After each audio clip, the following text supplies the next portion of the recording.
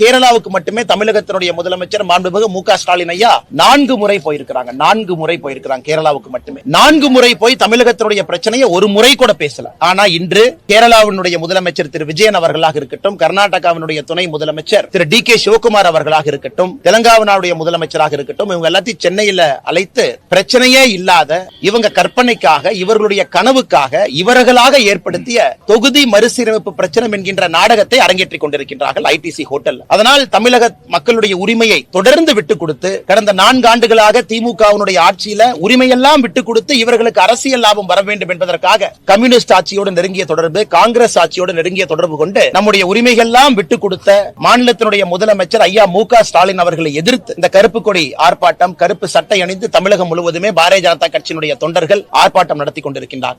இன்னைக்கு நடக்கக்கூடியது வெறும் நாடகம் மட்டும்தான். தொகுதி மறுசீரமைப்பில் தமிழகத்திற்கு எந்த விதமான பிரச்சனையும் வரப்போறதில்லை. தமிழகம் உட்பட எந்த மாநிலமாக இருந்தாலும், குறிப்பாக நம்முடைய தென்னிந்திய மாநிலங்கள் யாருமே அவர்களுடைய விகிதாச்சார அடிப்படை படி ஒரு சீட்டு கூட இழக்க போறதில்லை.